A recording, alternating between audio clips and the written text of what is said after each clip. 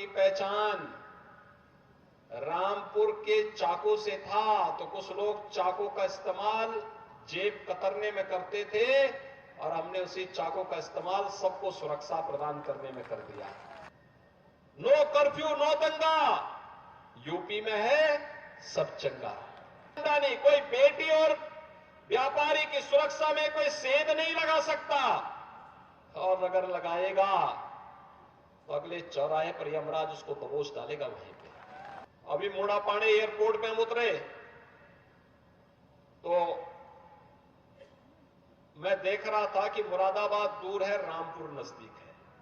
रामपुर को सबसे ज्यादा लाभ उसका मिलना है, और वहां पे जो रामपुर का बाईपास बन रहा है ना, रिंग रोड, यह तो आपकी दूरी को और भी कम कर देगा। बधाई हो आपको, इसका भी शिलान्यास हो गया है। 2017 के पहले क्या होता था? कर्फ्यू लगता था, दंगे होते थे।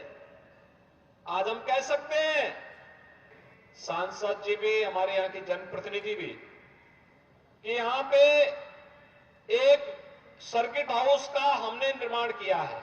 इस सर्किट हाउस का नाम कोई होना चाहिए, तो हमने कहा भी संत शिरोमणि रविदास जी से अच्छा नाम और क्या हो सकता है? मन चंगा तो कटौती में गंगा, ये संत रविदास जी ने कहा था। और उस समय उन्होंने उस कालखंड में भी कर्म की साधना को महत्व दिया था, कर्म की साधना। और तब उन्होंने कहा था, मन के जीते जीत है, मन के हारे हार, मन चंगा तो कठौती में गंगा। और संत रविदास जी की ये उक्ति आज भी हम सब के लिए उतनी ही सार्थक है। बहनों भाइयों, प्रधानमंत्री मोदी जी ने आज देशवासियों के सामने एक नया विश्वास भरा है, एक नया विश्वास। दुनिया में भारत का सम्मान बढ़ा है। जब दुनिया में भारत का सम्मान बढ़ा है, ये केवल मोदी जी का ही नहीं सम्मान बढ़ा है, केवल भाजपा के मंत्री और भाजपा के पदाधिकारियों का नहीं बढ़ा है। 140 करोड़ भारतवासी आज जब दुनिया के अंदर जाता है, दुनिया उसे सिर माथे पर बिठा करके सम्मान देती है। तो 140 करोड़ लोगों का सम्मान प्रधानमंत्री मोदी जी के कारण बढ़ा है। देश की सीमाएं सुरक्षित हुई हैं। देश की सीमाओं की सुरक्षा का मतलब हमारा देश पूरी तरह सुरक्षित हुआ है। नक्सलवाद समाप्त, आतंकवाद समाप्त, उग्रवाद समाप्त, इंफ्रास्ट्रक्चर के बड़े बड़े कार्य हो रहे हैं। Highway, railway, waterway, airport. अभी मूड़ापानी एयरपोर्ट पे हम उतरे तो मैं देख रहा था कि मुरादाबाद दूर है, रामपुर नजदीक है। रामपुर को सबसे ज्यादा लाभ उसका मिलना है, और वहां पे जो रामपुर का बाईपास बन रहा है ना, रिंग रोड, यह तो आपकी दूरी को और भी कम कर देगा। बधाई हो आपको, इसका भी शिलान्यास हो गया है। बहनों और भाइयों, विकास का एक कार्य हाईवे के रूप में, रेलवे के रूप में, एम्स के रूप में, उद्योग के रूप में, आईआईटी के रूप में, आईआईएम के रूप में एक नई पहचान बना रहा है। 4 लेन के हाईवे, 6 लेन के हाईवे, 12 लेन के हाईवे, मेट्रो, रैपिड रेल एक नई पहचान बना रहा है। डेडिकेटेड फ्रेट कॉरिडोर एक नई पहचान बना रहा है। एक और विकास और वर्ल्ड क्लास इंफ्रास्ट्रक्चर है, तो दूसरी ओर गरीब कल्याण भी है। 4 करोड़ गरीबों के लिए मकान बन गए। उत्तर प्रदेश में 56 लाख गरीबों को मकान मिल गया।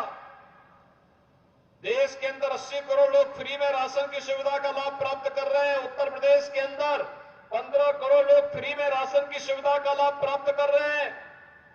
देश के अंदर 50 करोड़ गरीबों को 5 लाख रुपए की स्वास्थ्य बीमा का कवर मिल रहा है, तो उत्तर प्रदेश में भी 10 करोड़ लोगों को इस सुविधा का लाभ दिया जा रहा है। बहनों और भाइयों, चाहे वह पढ़ाई हो, चाहे वह दवाई हो, चाहे वह रोजगार के लिए कमाई हो, और चाहे वह सुविधा और सुरक्षा का बेहतरीन माहौल हो, बेटी हो या व्यापारी, दोनों के लिए सुरक्षा का माहौल देश के अंदर देने का काम आज प्रधानमंत्री मोदी जी के नेतृत्व में हुआ है। और यही कारण है पूरे देश के अंदर आवाज एक ही स्वर है। मोदी जी ने आजादी के अमृत महोत्सव वर्ष में हम भारतवासियों को एक बात कही थी कि हमारा संकल्प होना चाहिए विकसित भारत। विकसित भारत का मतलब हमारा देश खुशहाल होगा, हर गरीब को गरीबी रेखा से ऊपर हम कर देंगे, वो अमीर हो जाएगा, उसके जीवन में खुशहाली आ जाएगी, उसके चेहरे पर खुशहाली आ जाएगी, हर हाथ को काम होगा, हर खेत को पानी होगा, हर व्यापारी का व्यापार फलता फूलता दिखाई दे रहा होगा। भारत दुनिया की एक बड़ी ताकत के रूप में उभरेगा तो दुश्मन हमें टेढ़ी नजरों से देखना बंद कर देगा, घुसपैठ बंद हो जाएगी, भारत की सुरक्षा की पुख्ता व्यवस्था होगी, चाहे और खुशहाली होगी। और उस विकसित भारत की परिकल्पना के लिए मोदी जी ने और 10 वर्ष तक जो कार्य किया, उसी का परिणाम है आजादी के अमृत महोत्सव वर्ष में भारत दुनिया की 5वीं बड़ी अर्थव्यवस्था बना। और 5वीं बड़ी अर्थव्यवस्था बना उस ब्रिटेन को पछाड़ करके, जिस ब्रिटेन ने लगभग 200 वर्षों तक भारत में शासन किया था, उस ब्रिटेन को पछाड़ करके भारत 5वीं बड़ी अर्थव्यवस्था बना है। और मेरा मानना है, पूरा देश मानता है, पूरी दुनिया मानता है, मोदी जी तीसरे कार्यकाल में पहले 3 वर्ष में भारत को दुनिया की तीसरी बड़ी अर्थव्यवस्था बना देंगे। पहले 3 वर्ष में दुनिया की तीसरी बड़ी अर्थव्यवस्था। और इसीलिए इसके लिए चाहिए विकसित भारत। विकसित भारत के लिए चाहिए विकसित उत्तर प्रदेश, और विकसित उत्तर प्रदेश के लिए चाहिए विकसित रामपुर।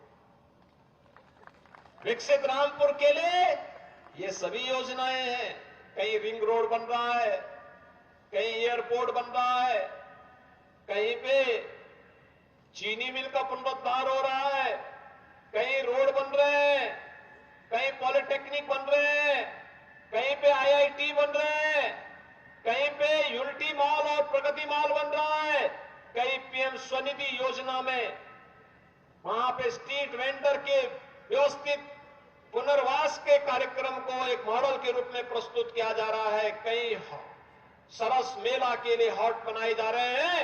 ये सभी नई पहचान के साथ आगे बढ़ते हुए एक नई पहचान को आगे बढ़ा रहे हैं और विकास किसी प्रक्रिया के साथ जोड़ने के लिए आज पूरे देशवासी आज इसी बात को कहते हैं।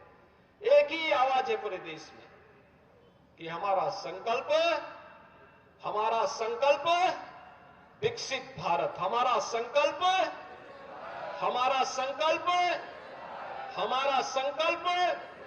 विकसित भारत। विकसित भारत हर भारतवासी का संकल्प होगा तो दुनिया की कोई ताकत आपको विकसित होने से वंचित नहीं कर सकती है, कोई ताकत आपको वंचित नहीं कर सकती है। और उसी परिकल्पना के साथ आज हम सब आपके बीच आए हैं।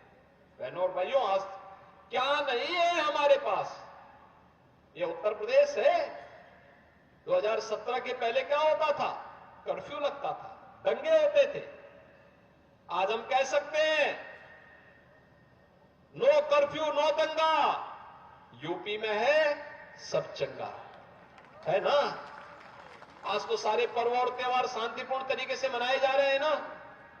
अब तो नहीं कोई दंगा फसाद है, कोई अराजकता है, कोई गुंडागर्दी है। कोई गुंडा नहीं, कोई बेटी और व्यापारी की सुरक्षा में कोई सेंध नहीं लगा सकता, और अगर लगाएगा तो अगले चौराहे पर यमराज उसको दबोच डालेगा वहीं पे। हमारा अन्नदाता किसान, देखो ना, अन्नदाता किसान पहले उसको बिजली मिलती नहीं थी, अब हमने 2600 करोड़ रुपए केवल इसी साल के बजट में दिए फ्री नलकूप में सिंचाई की योजना के लिए। 2600 करोड़ रुपए केवल किसान को। पीएम स्वनिधि योजना का लाभ भी हमारा अन्नदाता किसान प्राप्त कर रहा है। 23 लाख हेक्टेयर भूमि को हम लोगों ने अतिरिक्त सिंचाई की सुविधा भी उपलब्ध करवाई है। ये सभी कार्य एक एक करके एक नए उसके साथ अन्नदाता किसान को समय पे उसका गन्ना मूल्य का भुगतान करवाना, उसकी उपज का एमएसपी से अधिक दाम उपलब्ध करवाने का कार्य करना, सरकार इस लक्ष्य को लेकर के निरंतर प्रयास कर रही है, निरंतर आगे बढ़ रही है। और बहनों भाइयों, नौजवानों के रोजगार की व्यवस्था भी आपने देखा होगा, अभी प्रधानमंत्री मोदी जी ने 19 फरवरी को 10.5 लाख करोड़ रुपए के निवेश के प्रस्ताव को जमीनी धरातल पर उतारने के लिए शिलान्यास किया। इस 10.5 लाख करोड़ रुपए के शिलान्यास का मतलब 35 लाख नौजवान को सीधे सीधे नौकरी। हमारा नौजवान जो पहले बाहर जाता था, कनाडा जाता था, ऑस्ट्रेलिया जाता था, यूरोप जाता था, मुंबई जाता था, सूरत जाता था, देश के अलग अलग भागों में जाता था, नौजवान अपने गांव में, अपने जनपद में, अपने प्रदेश में नौकरी पाएगा और अपनी प्रतिभा का लाभ प्रदेश को देगा तो प्रदेश का विकास होगा, प्रदेश विकास की नई बुलंदियों को छुएगा। सुरक्षा भी है तो समृद्धि भी है, आजीविका है तो आस्था का भी सम्मान है। सबके पर्व और त्योहार बहुत अच्छे ढंग से, गुरु पर्व भी मनाया जा रहा है और साथ साथ होली हो, दीपावली हो, ईद हो, क्रिसमस हो, सब शांतिपूर्ण तरीके से सब लोग मना रहे हैं, खुशहाली है। हर व्यक्ति अपने मस्त है, अपने तरीके से पर्व और त्योहार मनाने के लिए स्वतंत्र है। सरकार उसको सुरक्षा देगी, सरकार उसको सुविधा देगी, यही सरकार का काम है। उसको सुरक्षा भी देना है और सुविधा भी देना है।